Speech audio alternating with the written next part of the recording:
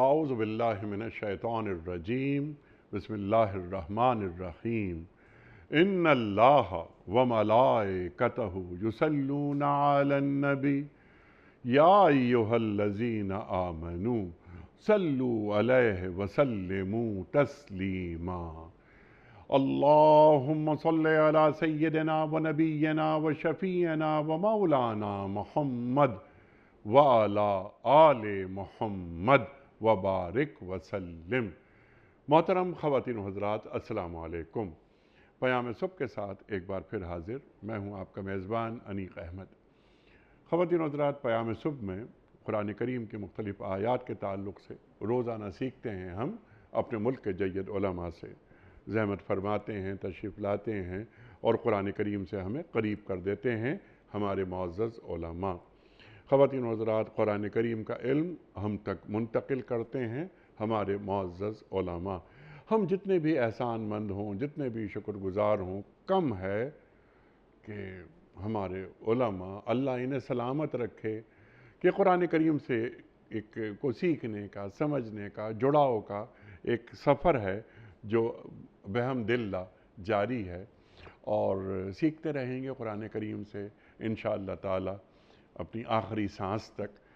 تو قرآن کریم ہمیں کیسا دیکھنا چاہتا ہے، ہمیں کہاں دیکھنا چاہتا ہے، قرآن کریم سے کس کس طرح، کس کس انداز میں ہمیں روشنی ملتی ہے، ہمیں ہدایت ملتی ہے، زمین والوں سے یہ اللہ کا آخری کلام ہے۔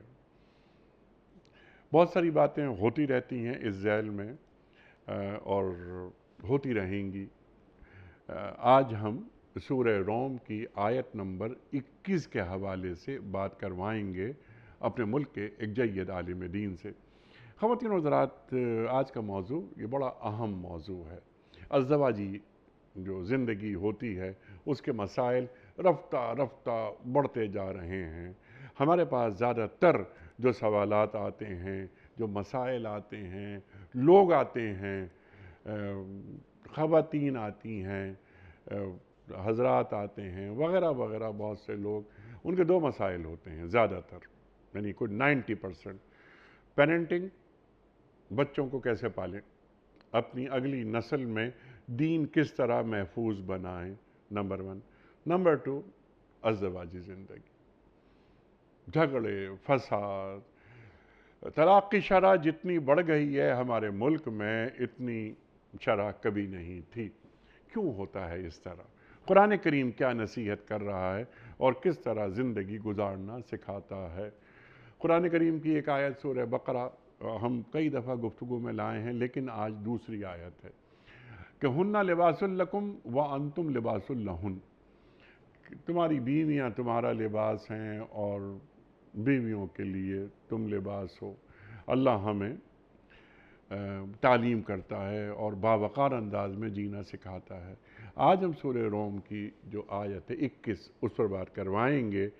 اللہ تعالیٰ اپنی نشانیاں بیان کر رہا ہے کہ اس کی نشانیوں میں سے ایک یہ ہے کہ تمہاری ہی جنس سے تمہاری بیویاں بنائیں، تمہاری ہی جنس سے تمہاری بیویاں بنائیں تاکہ تم ان کے پاس جا کر سکون حاصل کرو، سکون حاصل کرو، اور تمہارے درمیان محبت اور رحمت پیدا کر دی۔ سکون کیا ہمیں حاصل ہو رہا ہے؟ محبت اور رحمت کیا ہمیں حاصل ہو رہی ہے؟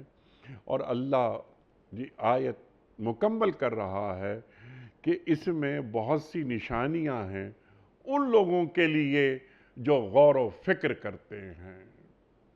غور و فکر کرنے والوں کے لیے نشانیاں سیکھیں گے ایک غور و فکر کرنے والے سے کہ وہ ہمیں بتائیں کہ اس کیا کیا نشانیاں ہیں، یہ رحمت، محبت، مودت جو آئے ہیں الفاظ، یہ کس طرح پیدا ہوتی ہے، ہمارے گھروں کے مسائل کیسے دور ہو سکتے ہیں، ہمارے معاشرے کس طرح خوبصورت بنائے جا سکتے ہیں۔ خواتین و حضرات، تشریف فرما ہے لاہور میں ہمارے ملک کا ایک بہت بڑا نام، مفسر قرآن محترم ڈاکٹر سرفراز احمد آوان صاحب۔ ڈاکٹر صاحب، میں آپ کا بڑا شکر گزار، بڑا ممنون آپ تشریف لائے۔ خواتین و حضرات، کون واقف نہیں آپ سے؟ ڈاکٹر سرفراز احمد آوان صاحب جب بات کرتے ہیں ایک دنیا ٹھہر کر آپ کو سنتی ہے۔ تفسیر قرآن بالقرآن یہ ڈاکٹر صاحب کا خاصہ ہے، دل نشیں انداز، سلیس انداز بیان، اتر جاتی ہے بات دل میں فوراً۔ ڈاکٹر صاحب کو خوش آمدید کہتے ہوئے پروگرام کا آغاز اللہ تعالیٰ کے بابرکت نام سے، سورہ روم اور آیت نمبر 21۔ اعوذ باللہ من الشیطان الرجیم، بسم اللہ الرحمن الرحیم۔ وَمِنْ آيَاتِهِ أَنْ خَلَقَ لَكُم مِّنْ أَنفُسِكُمْ أَزْوَاجًا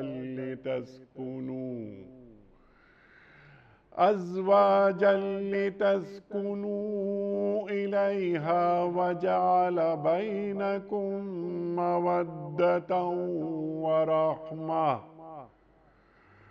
إِنَّ فِي ذَلِكَ لَآيَاتٍ لِقَوْمٍ يَتَفَكَّرُونَ۔ صدق اللہ العظیم۔ سورہ روم آیت نمبر 21۔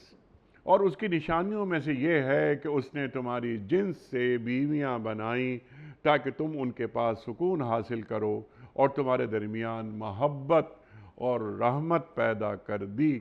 یقیناً اس میں بہت سی نشانیاں ہیں ان لوگوں کے لیے جو غور و فکر کرتے ہیں۔ محترم سرفراز احمد آبان صاحب کی خدمت میں اس سے پہلے کہ ہم رکھیں آج کے پروگرام کے حوالے سے پہلا سوال کوئز، کل کے پوچھے گئے سوال کا درست جواب، اور آج کا سوال آپ کی خدمت میں۔ کل کا سوال ہمارا یہ تھا کہ غزوہ خندق میں کتنے دن تک مدینے کا محاصرہ کیا گیا تھا؟ درست جواب 30 دن تک۔ آج کا سوال نوٹ فرما لیجئے۔ مسلمان دوران حج میدان عرفات میں کب جمع ہوتے ہیں؟ 9 ذی الحج کو، 10 ذی الحج کو یا 8 ذی الحج کو؟ جو درست جواب آپ سمجھتے ہوں روانہ فرمائیے۔ ہمارے فون نمبرز ہیں 00922134527 ہمارا دوسرا فون نمبر ہے 009221343000980۔ ہمارا ای میل ایڈریس ps@dunyatv.tv، ہمارا SMS کا نمبر 3031، اور ہمارا واٹس ایپ کا نمبر ہے 009232182509194۔ ڈاکٹر صاحب ارشاد فرمائیے کہ سورہ روم آیت نمبر 21 اللہ کیا فرما رہا ہے؟ میں نے انٹرو میں کچھ کہنے کی کوشش کی کہ ہمارے مسائل یہ دن بدن بڑھتے جا رہے ہیں، ہماری ازدواجی زندگیوں میں سکون کیسے آئے، رحمت کیسے پیدا ہو، مودت کیسے پیدا ہو۔ الحمدللہ رب العالمین، اللہم صلی وسلم وبارک علی سیدنا محمد وعلی آلہ وصحبہ ومن تبعہم بإحسان الی یوم الدین۔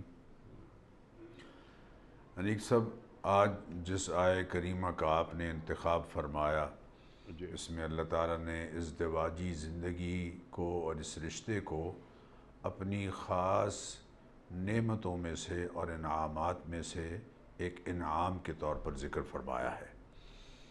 سورہ روم کی آیت نمبر 21 سے پہلے آیت نمبر 20 اور اس کے بعد آیت نمبر 25 تک قرآن کریم میں ایک بڑا منفرد اسلوب اللہ تعالیٰ نے یہاں اختیار فرمایا یا ذکر فرمایا کہ اوپر تلے 6 ایسی نعمتوں کا ذکر فرمایا ہے جو بہت امتیازی شان رکھنے والی نعمتیں ہیں۔ ویسے تو اللہ تعالیٰ کی ساری کائنات ہی اللہ تعالیٰ کی نعمتوں سے بھری ہوئی ہے۔ وَمَا بِكُم مِّن نِّعْمَةٍ فَمِنَ اللَّهِ، جو نعمت بھی تمہیں میسر ہے وہ اللہ تعالیٰ کی طرف سے میسر ہے۔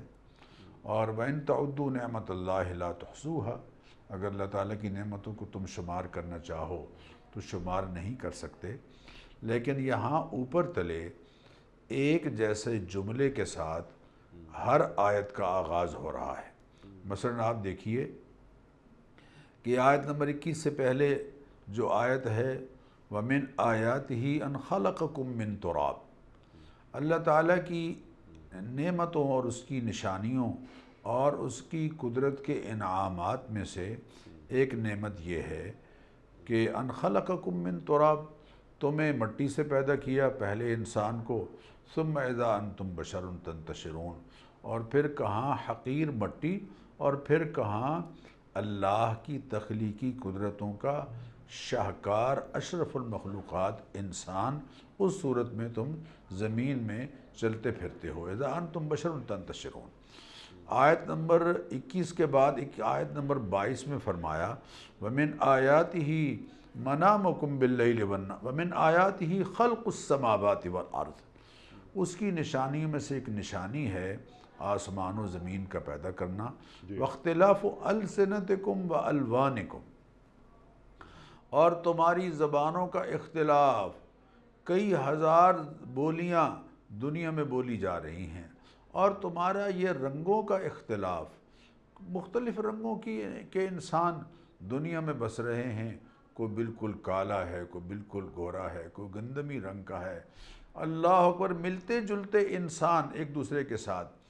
اور ساتھ ہی ارشاد فرمایا ان فی ذلک لآیات للعالمین، دانش مندوں کے لیے، سمجھ بوجھ رکھنے والوں کے لیے یہ جو اختلاف ہے زبانوں کا، اور یہ جو اختلاف ہے رنگوں کا، اور یہ آسمان و زمین کی جو تخلیق ہے اور اس میں ہماری قدرتیں جو بکھری ہوئی ہیں، اس میں بہت بڑی نشانیاں ہیں۔ پھر آیت نمبر 23 میں فرمایا وَمِنْ آیَاتِهِ مَنَامُكُمْ بِاللَّيْلِ وَالنَّهَارِ وَابْتِغَاؤُكُمْ مِنْ فَضْلِهِ، اس کی قدرت کی نشانی میں سے ایک نشانی یہ بھی ہے کہ رات کو تمہیں سونے کا موقع دیتا ہے، دن میں تمہیں کمانے کا موقع دیتا ہے، اور اللہ کے فضل کو تلاش کرنے، رزق حلال کے حصول کے لیے تمہارے لیے راستے کھول رکھے ہیں۔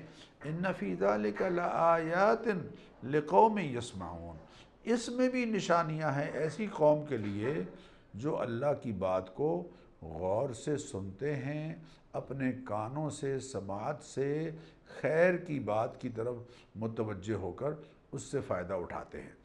اور پھر آیت نمبر 24 میں فرمایا وَمِنْ آیَاتِهِ يُرِيكُمُ الْبَرْقَ خَوْفًا وَطَمَعًا وَيُنَزِّلُ مِنَ السَّمَاءِ مَاءً فَيُحْيِي بِهِ الْأَرْضَ بَعْدَ مَوْتِهَا، اور یہ بجلی کا چمکنا، یہ بھی اس سے کبھی تمہیں خوف ہوتا ہے کہ کہیں بجلی گر کے جلا نہ دے، اور طمع یعنی امید ہوتی ہے کہ اس کے بعد بارش آئے گی اور پانی آسمان سے برسے گا، اور وہ پھر برساتا ہے پانی اور مردہ زمین کو زندہ کر دیتا ہے۔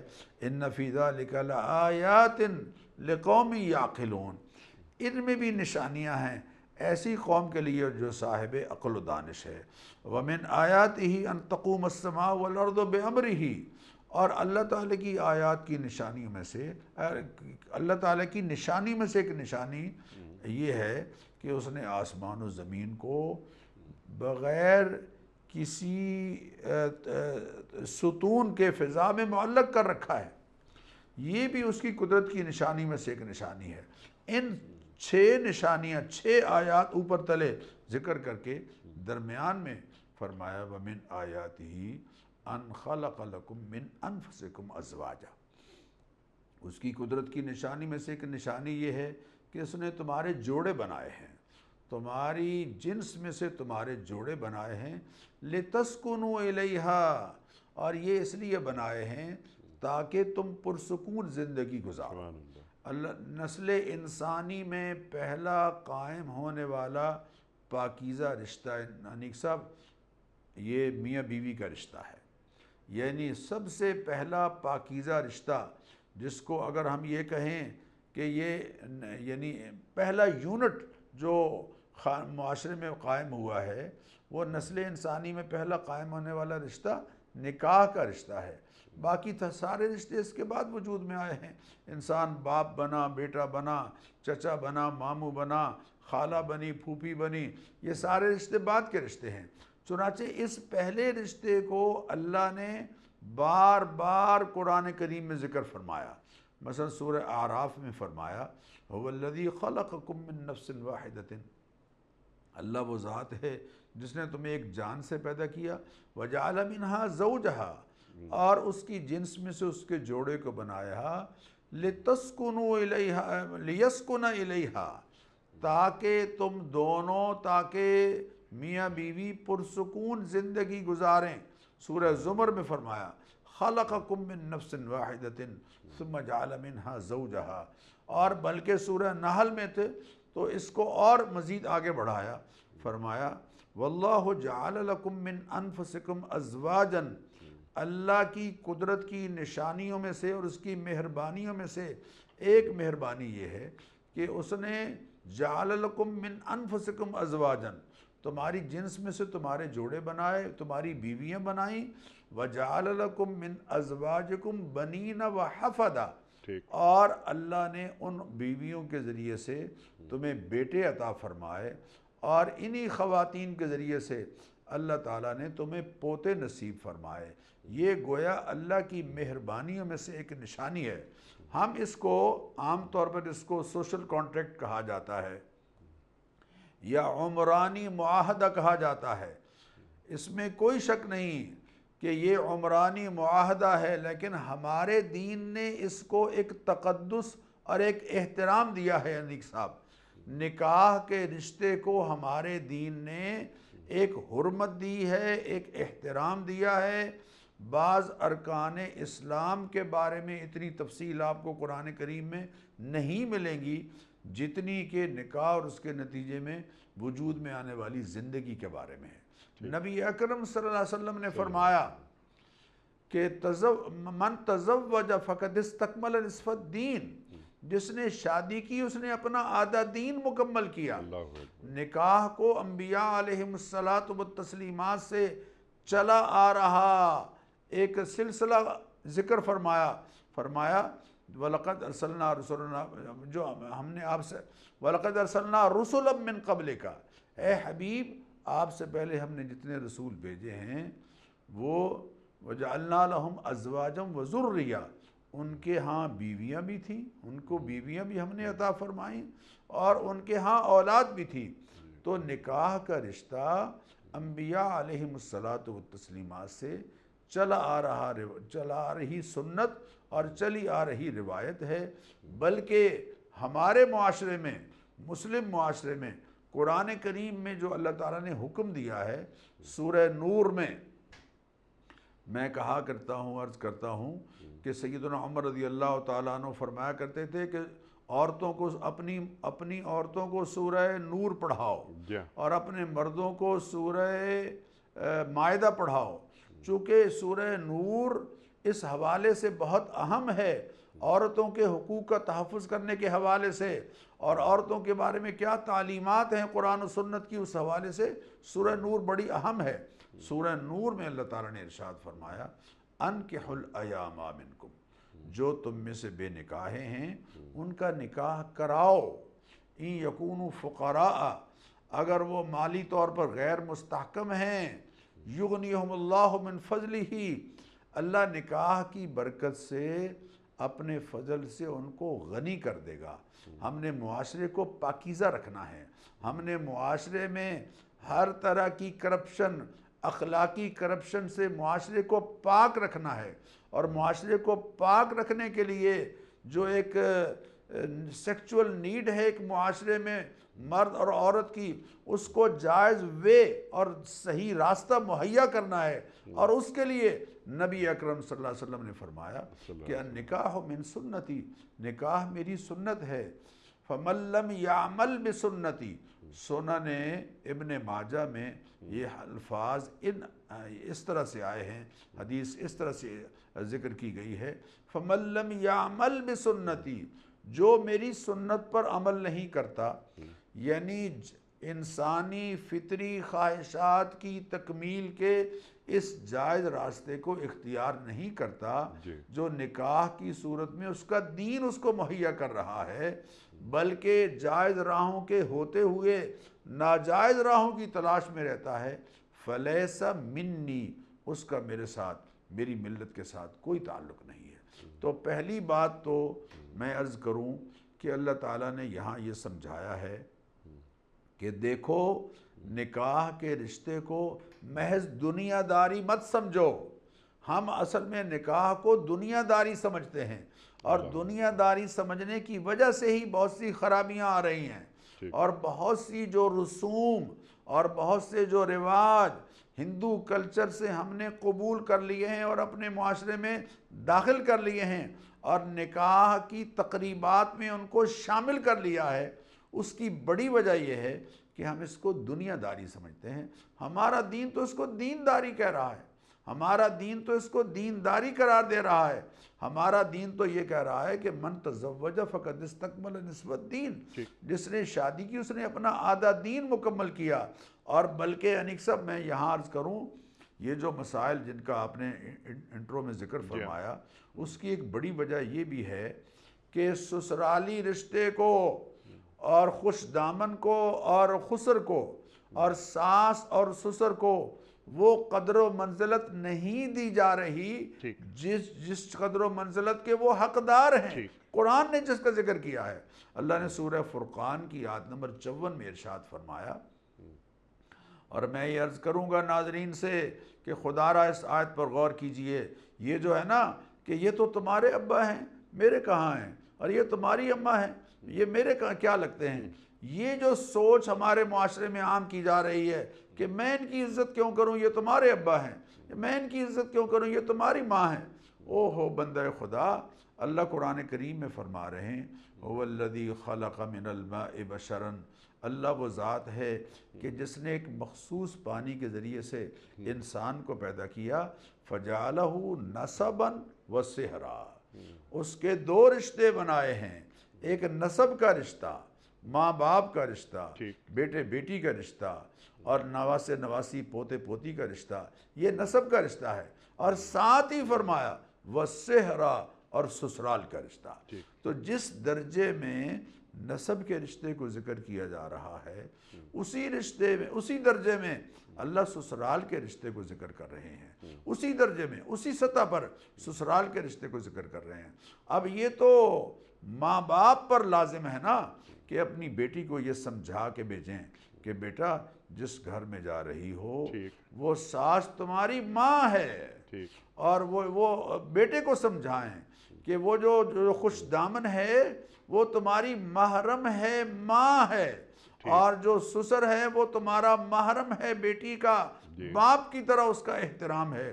وہ جو کسی، اللہ اکبر، یہ چیز جب میں یہاں ایک بات سنا دوں، وہ جو بیٹی جب شادی کے بعد سسرال کے ہاں سے واپس گھر میں آئی تو اس نے اپنی والدہ سے کہا کہ اماں، ان کے گھر میں تو لوگ اتنے بجے اٹھتے ہیں، ان کے گھر میں ناشتہ اتنے بجے پکتا ہے، ان کے گھر میں مہمان اتنے آتے ہیں.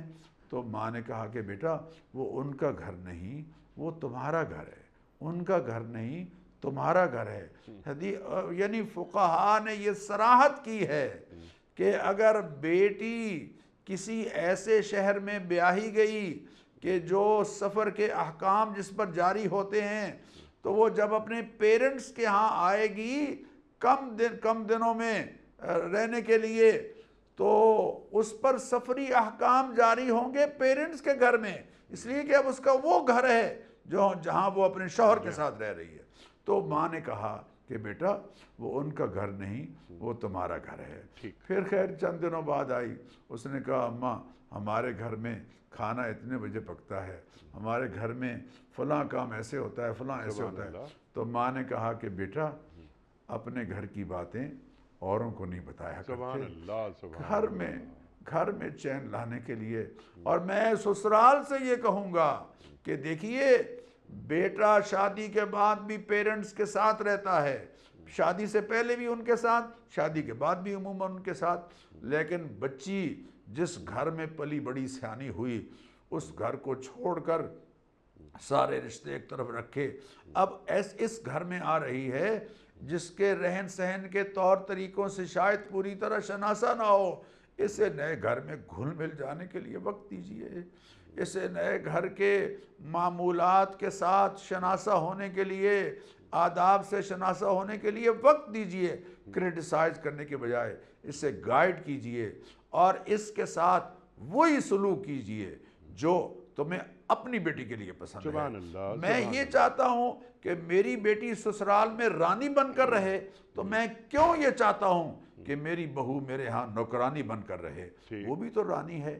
یہ کیفیت گھروں میں پیدا کرنا انیق صاحب بہت ضروری ہے۔ جی بہت ضروری ہے ڈاکٹر صاحب، اور آپ نے جو دین کا فلسفہ ہے وہ بھی بیان کرتے ہوئے جو حالات حاضرہ ہیں ہمارا معاشرہ، اس میں جو رسومات وغیرہ جو ماحول پیدا ہو گیا ہے وہ بھی آپ نے بالتفصیل بیان فرما دیا۔ سبحان اللہ، سبحان اللہ۔ ڈاکٹر صاحب یہ دین کی جو باتیں ہیں وہ ہم سنتے رہتے ہیں، اور یہ صدیوں سے مسلمان سن رہے ہیں ان باتوں کو۔ اس سے پہلے کہ میں سوال رکھوں، اس میں دو چیزیں میں اور یہ چاہتا ہوں آپ کی اجازت سے۔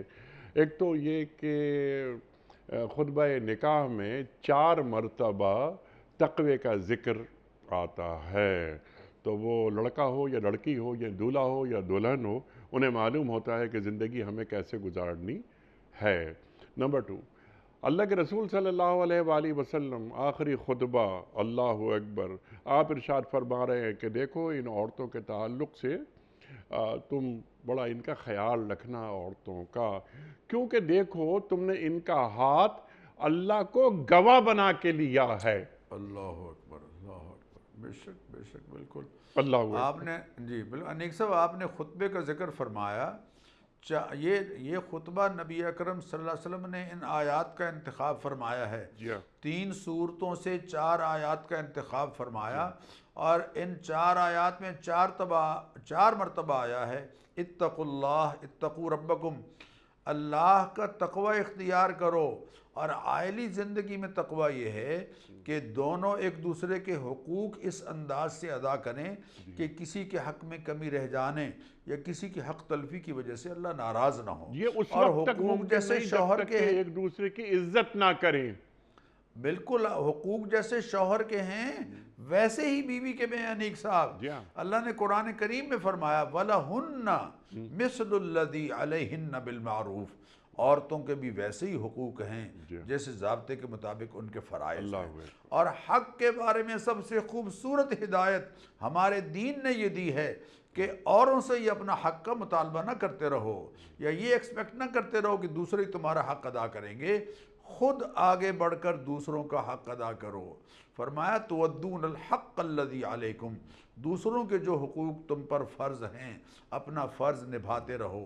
وَتَسْأَلُونَ اللَّهَ الَّذِي لَكُمْ، اور جو تمہارا اپنا حق بنتا ہے اس کے لیے اللہ سے سازگار ماحول اور بہتر حالات کی دعا کرتے رہو۔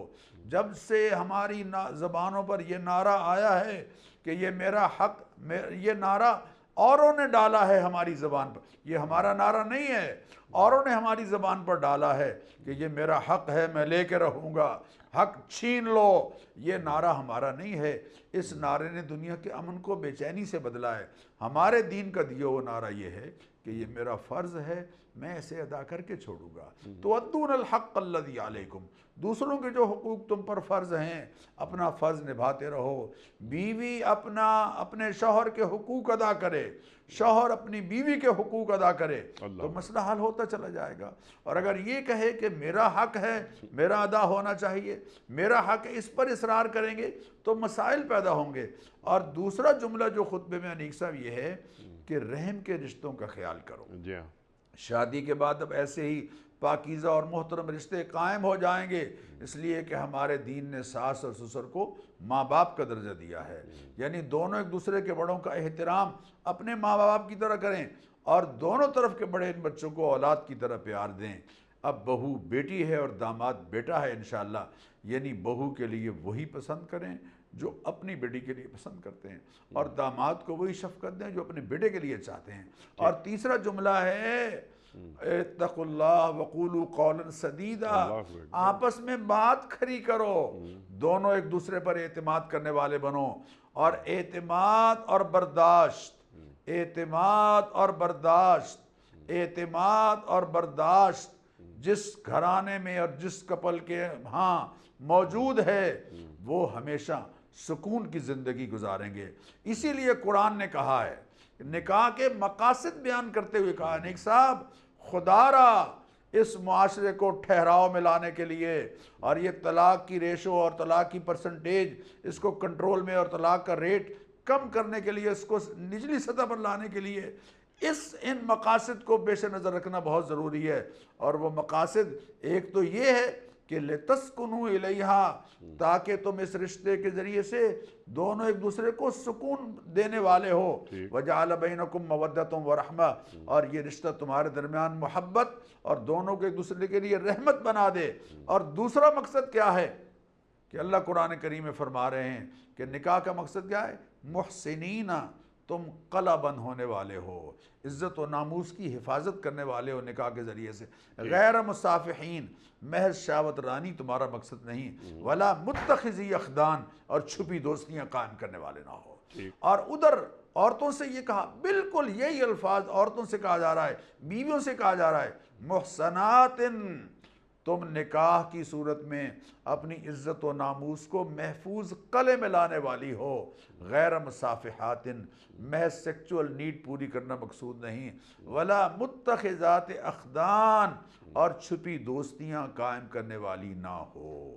اعتماد کو ڈسٹرب نہ ہونے دیں اور برداشت کا حوصلہ اور تحمل پیدا کریں تو پھر کبھی بھی یہ رشتہ ٹوٹنے والا نہیں ہوگا بلکہ پرسکون زندگی گزارے. سبحان اللہ سبحان اللہ سبحان اللہ سبحان اللہ. اچھا ڈاکٹر صاحب، جو دینی فلسفہ ہے، اصول ہیں دین کے، وہ آپ نے بیان فرما دی ہے کہ دین میاں بیوی کے درمیان کیسے تعلقات چاہتا ہے اور زندگی یہ دونوں کس طرح گزاریں. اچھا اب یہاں آپ نے ایک بات فرمائی تھی بہت شاندار کہ بیٹا ہو یا بیٹی ہو، جو مستقبل کا دولہا ہے، مستقبل کے دلہن ہے، یعنی مستقبل کا میاں، مستقبل کی بیوی، انہیں بتایا جائے، ان کی تربیت کی جائے. ان کی تربیت کیا والدین کی ذمہ داری ہے؟ میرا سوال یہ ہے کہ کیا ایسا تو نہیں کہ ماں جو تربیت بیٹی کی کرنی ہے اسے خود تربیت کی ضرورت ہے، اور جو باپ ہے جسے بیٹی کی تربیت کرنی ہے اسے خود تربیت کی ضرورت ہے؟ اور کیا گھر کا ماحول اس لڑکی اور اس لڑکے کی تربیت میں معاون ثابت ہو رہا ہے کہ اس گھر میں میاں اور بیوی کے درمیان، یعنی ابا اور اماں کے درمیان ایسی خوبصورت فضا ہے کہ بچوں کو معلوم ہو گیا کہ شادی کے بعد زندگی ایسی گزاری جاتی ہے؟ کیا آج کی ماں اپنی بیٹی کی تربیت کر رہی ہے ان خطوط پر جن کی تعلیم آپ نے دی ہمیں؟ اور کیا آج کا ایک باپ اپنے بیٹے کو ایسا شوہر بنانا چاہتا ہے جو مستقبل کا باپ ہو اور اس کی جگہ لے کہ دیکھو ایسا باپ بننا ہے تمہیں جیسا میں ہوں، اور ماں کہے کہ ایسی ماں بننا ہے تمہیں جیسی میں ہوں؟ ارشاد. آپ نے بڑی حساس بات ارشاد فرمائی اور بالکل معاشرے کی ایک بڑی یعنی ہر حوالے سے قابل توجہ بات پر آپ نے دھیان دلایا ہے. بالکل اس میں کوئی شک نہیں انیک صاحب کہ یہ جو میاں بیوی ہے یہ دراصل ایک نئی نسل کی کہ معاشرے کو ایک نئی نسل، عمدہ مہذب نسل مہیا کرنے کا ذریعہ ہے. اسی لیے نبی کریم علیہ الصلوۃ والتسلیمات نے ارشاد فرمایا کہ المرأۃ راعیۃ علی بیت زوجہ و ولدہ، کہ بیوی جو ہے وہ اپنے شوہر کے گھر کی نگران ہے اور اس کی اولاد کی نگران ہے. اگر وہ جو شاعر نے کہا نا کہ بطول باش پنہا شو ازیں عصر کہ در آغوش شبیر بگیری، اللہ اکبر، اے بیٹی فاطمہ بن جا، فاطمہ بن جا، معاشرے کی بری نگاہوں سے اپنے آپ کو محفوظ رکھ، تیرا جو فریضہ ہے اس کو پہچان. وَقَرْنَ فِي بُيُوتِكُنَّ وَلَا تَبَرَّجْنَ تَبَرُّجَ الْجَاهِلِيَّةِ الْأُولَى. اگر تو اس کو نہیں پہچانے گی تو وہ جو گورباچوف نے کہا تھا کہ ہم نے خاتون کو جب سے باہر نکالا ہے معاشرے میں ہمارے گھر کا سکون ختم ہو گیا ہے اور جو گھریلو زندگی ہے وہ ڈسٹرب ہو کر رہ گئی ہے، جو تیری ذمہ داری ہے اس کو پہچان۔ پنہاش و ازیں عصر کہ در آغوش شبیر بگیری، تیری گود میں بھی ایک حسین کا غلام پل رہا ہے۔ تو حسین کا غلام تو تبھی پیدا ہوگا نا، اور تبھی بنے گا، تبھی بڑھے گا، تبھی وہ ان راہوں پر چلے گا جب ماں سیدہ فاطمہ الزہرا رضی اللہ تعالیٰ عنہ کی تعلیمات پر عمل کرے گی۔ ماں اس انداز سے تربیت، اور باپ اس انداز سے تربیت کرے گا جو اس کی ذمہ داری ہے۔ حضور اکرم صلی اللہ علیہ وسلم نے فرمایا کہ اولاد کے لیے بہترین ہدیہ جو باپ مہیا کر سکتا ہے وہ اس کی عمدہ تربیت ہے، وہ اس کی عمدہ تربیت ہے۔ اچھی تربیت اگر ماں باپ مل کر اپنی اولاد کے نہیں کر رہے تو وہ صرف اپنی اولاد کے ساتھ ظلم نہیں کر رہے، پورے معاشرے کے ساتھ ظلم کر رہے ہیں۔ معاشرے کو ایک ایسا فرد مہیا کر رہے ہیں جو بے چین زندگی گزار رہا ہے، معاشرے کو ایک ایسا فرد مہیا کر رہے ہیں جسے دینی اقدار کا کوئی لحاظ نہیں، جسے انسانی روایات اور اقدار کا نہیں لحاظ۔ اگر ایسا ہے اور ایسا ہو رہا ہے یقیناً، تو پھر یقیناً وہ ماں باپ بھی اللہ تعالیٰ کے ہاں مجرم ہوں گے۔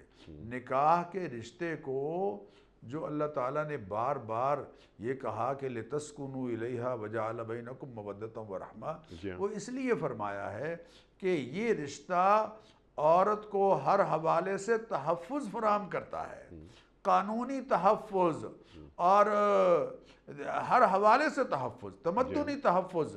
آپ دیکھیں کہ وراثت میں حقدار بناتا ہے نکاح کا رشتہ خاتون کو۔ اگر نکاح کے رشتے کے ذریعے سے وہ وابستہ نہیں ہوگی تو لازمات وراثت کی حقدار نہیں ہوگی۔ مہر کا حقدار بناتا ہے نبی کریم علیہ الصلاۃ والتسلیمات کی ازواج مطہرات کے مہر جو احادیث میں آتے ہیں، وہ 500 درہم چاندی ہے جو آج کل انیق صاحب خاصی کوئی 3 لاکھ کے قریب بنتی ہے، 3 لاکھ کے قریب بنتی ہے، 133 تولے چاندی۔ اور پھر حضور اکرم صلی اللہ علیہ وسلم نے فرمایا کہ جو شخص اس نیت کے ساتھ مہر مقرر کرتا ہے، شادی کرتا ہے اور مہر اس نیت سے مقرر کرتا ہے کہ میں نے کون سا دینا ہے، فَهُوَ زَانٍ، وہ قیامت کے دن بدکاروں میں اٹھایا جائے گا، زناکاروں میں اٹھایا جائے گا۔ اسی طرح نکاح کا جو رشتہ ہے وہ عورت کو جو حرمت مہیا کر رہا ہے، اس میں حضور اکرم صلی اللہ علیہ وسلم نے اس بندے کی مذمت کی ہے جو آج کل ڈرامے دکھائے جا رہے ہیں، جو آج کل میڈیا پر جو کچھ دکھایا جا رہا ہے، اور میڈیا کے ان ڈراموں کے ذریعے سے جو عورتوں کی اور مردوں کی جو تربیت کی جا رہی ہے یعنی ذہنی حوالے سے ان کو جس راہ پر ڈالا جا رہا ہے، انتہائی مذموم وہ راہ ہے جس کا نبی اکرم صلی اللہ علیہ وسلم نے ارشاد فرمایا کہ جو شخص کسی خاتون کو اپنے شوہر سے گمراہ کرتا ہے، اللہ اکبر، کسی عورت کو اپنے شوہر سے گمراہ کرتا ہے اور اس کو اپنے ساتھ چھپا تعلق قائم کرنے کی طرف متوجہ کرتا ہے، تو فرمایا من خبب امرأة علی زوجہا، من خبب امرأة علی زوجہا، جو شخص کسی عورت کو اپنے شوہر سے برانگیختہ کرتا ہے اور اس کو اس کی طرف سے ہٹا کر اپنی طرف متوجہ کرنا چاہتا ہے، لیس منا، وہ ہم میں سے نہیں ہے۔ من افسد امرأة علی زوجہا فلیس منا، جو شخص کسی عورت کو اپنے شوہر سے فساد میں شوہر سے توجہ ہٹا کر اپنی طرف متوجہ کر کے ان کے گھر میں فساد ڈالنا چاہتا ہے، فلیس منا، وہ ہم میں سے نہیں، وہ امت محمدیہ کا فرد نہیں۔ خدا را اس طرف توجہ دیجئے، جس ڈگر پر ہمارا معاشرہ جا رہا ہے یہ افسوسناک معاشرہ ہے۔ جب میاں بیوی ایک دوسرے کی طرف متوجہ نہیں ہوں گے تو پھر وہ اولاد کی کیا تربیت کریں گے، اولاد کو کیا سکھا رہے ہیں؟ جب آپس میں جھگڑ رہے ہیں، آپس میں لڑائیاں ہو رہی ہیں، آپس میں ایک دوسرے کا موبائل چیک کیا جا رہا ہے، آپس میں ایک دوسرے کے میسیجز دیکھے جا رہے ہیں، آپس میں ایک دوسرے کو واچ کیا جا رہا ہے، جاسوسیاں ہو رہی ہیں، تو پھر وہ اولاد کی طرف کہاں توجہ دیں گے، ان کی کیا تربیت کریں گے؟ اللہ خدا را اس رشتے کے تقدس کو بحال کیجئے۔ وہی جو آپ نے انٹرو میں آیت پڑھی تھی، ہن لباس لکم وانتم لباس لہن، اللہ قرآن کریم میں عورتوں کی سفارش کر رہے ہیں، اللہ وعاشروہن بالمعروف، ان کے ساتھ اچھا سلوک کرو، اچھا سلوک کرو۔ بلکہ خطبہ حجۃ الوداع میں آپ نے حوالہ دیا، جی آپ صلی اللہ علیہ وسلم نے فرمایا تھا صلی اللہ علیہ وسلم، خیارکم خیارکم لنسائہم، تمہارے اچھے وہ ہیں جو اپنی بیویوں کے ساتھ اچھے ہیں، خیرکم خیرکم لأہلہ، تم میں سے اچھا وہ ہے جو اپنے گھر والوں کے ساتھ اچھا ہے، وَأَلْتَفُهُمْ وَأَلْتَفُهُمْ، حضور نے فرمایا بہترین مومن کون ہے؟ الطفہم بأہلہ، جو اپنے گھر والوں کے ساتھ اچھا سلوک کرنے والا ہے، وَأَنَا خَيْرُكُمْ لِأَهْلِي، اور میں تم سب سے زیادہ اپنے گھر والوں کے ساتھ اچھا سلوک کرنے والا ہوں۔ استوصوا بالنساء خیرا، آخری کلمات جو محبوب کریم علیہ الصلاۃ والتسلیمات کے، دیکھو اپنی عورتوں کے ساتھ خیر کی تم وصیت کو قبول کرو، یہ اللہ کی ہدایت ہے۔ اللہ کے تعلق فرماتے ہیں ہن لباس لکم وانتم لباس لہن، تم ان کا لباس وہ تمہارا لباس، اور لباس کے کئی مقاصد ہیں انیق صاحب۔ انسانی جسم میں سب سے زیادہ قربت اس کے لباس کو ہوتی ہے، جیسے لباس کو انسانی جسم سے قربت ہے، ویسے میاں بیوی کے ساتھ کو ایک دوسرے کے لیے قربت ہونی چاہیے۔ لباس وقار کا ذریعہ ہے، دونوں ایک دوسرے کے وقار میں اضافے کا ذریعہ ہوں۔ لباس عیوب کو چھپانے کا ذریعہ ہے، دونوں ایک دوسرے کی کمی کمزوریاں اوروں کے سامنے بیان نہ کرتے پھریں بلکہ چھپائیں، اور آپس میں المومن مرآۃ المومن، مومن مومن کے لیے آئینہ ہے، آئینے کے طور پر آئینہ بن کر ایک دوسرے کی کمی کمزوریاں دور کرنے والے ہوں۔ آئینہ اور مرر، جب میں چہرہ سامنے کروں تو میرے چہرے کے خط و خال بتاتا ہے، اور دوسرا آدمی آئے تو وہ میرے چہرے کے خط و خال اس کو نہیں بتاتا۔ تو مومن مومن کے لیے آئینہ ہے، دونوں ایک دوسرے کے لیے آئینہ اس طرح سے بنے کہ کمی کمزوریاں آپس میں ڈسکس کریں، اپنی ساس کو، اپنے سسر کو، اور معاشرے میں ادھر ادھر۔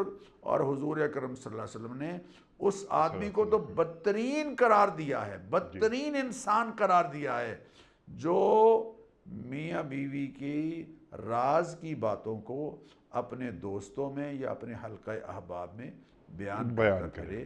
اس رشتے کی حرمت کو بحال کرنے کی ضرورت ہے۔ سبحان اللہ سبحان اللہ سبحان اللہ سبحان اللہ۔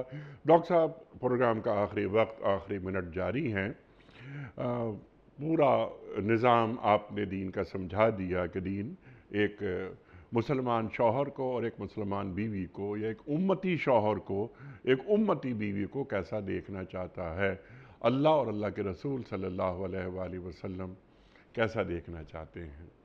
اچھا ڈاکٹر صاحب، ایک میوچل رسپیکٹ ہوتی ہے کہ بیوی شوہر کی عزت کرے، تو شوہر کا بھی یہ فرض ہے کہ وہ اپنی بیوی کی عزت کرے۔ اس کو آگے بڑھتے ہیں ذرا، اور یہ آخری سوال میرا خیال ہے آج کے پروگرام کا۔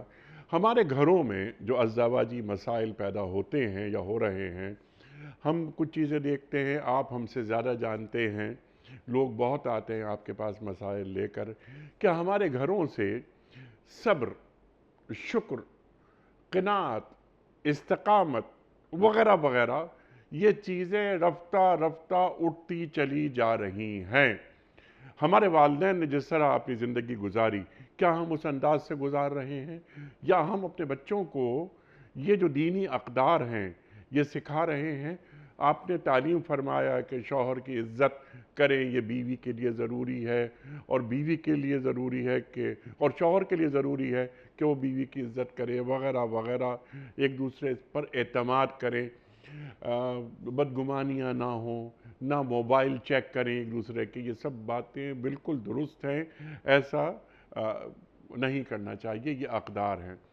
لیکن گھر میں حرام نہیں آئے گا، یہ طے کر لیا جائے، اور یہ کون طے کرے گا؟ یہ بیوی طے کرے گی، گھر کی خاتون ہی طے کرے گی، یعنی صاحب جی گھر کی خاتون خاتون طے طے کرے کرے گی، جی جی بالکل۔ گھر کی خاتون یہ طے کرے کہ مجھے نئے نئے ماڈل، نئے نئی چیزیں، نئے نئے فیشن، اور یہ جو آج کل ایک نئی بیماری چلی ہے وہ فلاں کے کپڑے اور پتہ نہیں کیا جی کیا، ہاں، برانڈڈ کپڑے. ہاں ہاں ہاں جی جی جی، مجھے نہیں چاہیے ہیں، مجھے حلال چاہیے ہے، جی مجھے گھر میں حلال چاہیے ہے، ٹھیک. تاکہ میری اولاد جو ہے جی وہ حلال کھا کر فرما بردار ثابت ہو.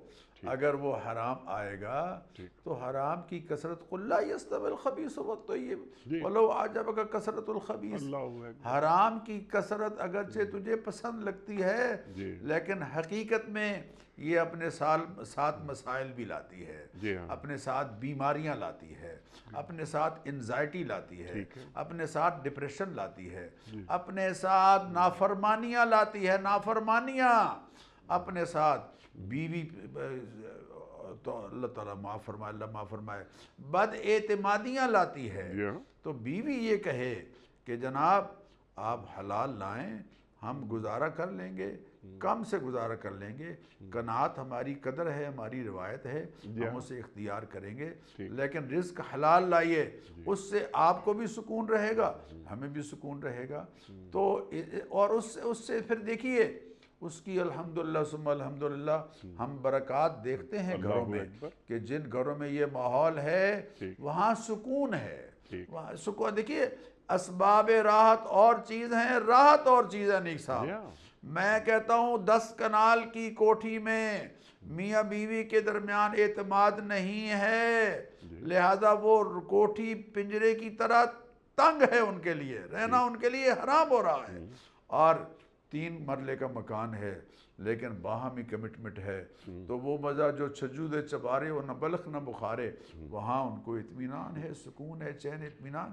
تو اسباب راحت میں راحت نہیں ہے، راحت اور چیز ہے، اسباب راحت اور سبحان چیزیں ہیں. اللہ سبحان اسباب راحت کو اللہ. جمع کرنے کی بجائے راحت پر فوکس ہونا جی، چاہیے. اور یہ اس وقت تک ممکن نہیں جب تک کہ دینی اقدار پہ عمل نہ ہو. جی بالکل بالکل. ڈاکٹر صاحب میں آپ کا بڑا شکر گزار، بڑا بہت ممنون. شکریہ. ہمیشہ کی طرح آج بھی ہم نے آپ سے بہت سیکھا. اللہ تعالیٰ ہمارے علماء کو سلامت رکھے. خواتین حضرات، ہمارے جو ازدواجی مسائل چل رہے ہیں سوسائٹی میں، یہ کیوں بڑھتے جا رہے ہیں؟ طلاق کی شرح کیوں بڑھ رہی ہے؟ یہ بدگمانیاں کیوں پیدا ہو رہی ہیں؟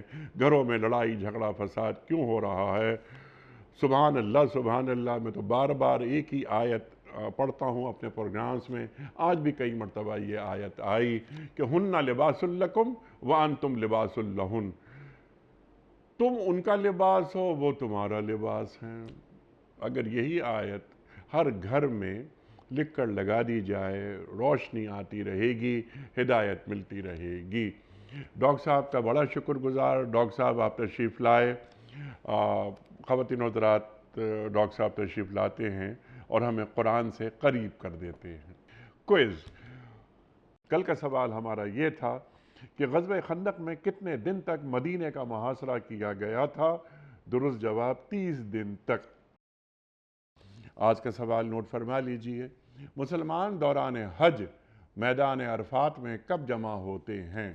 9 ذی الحج کو، یا 10 ذی الحج کو، یا 8 ذی الحج کو؟ جو درست جواب آپ سمجھتے ہوں روانہ فرمائیے. ہمارے فون نمبرز ہیں 0092213452709.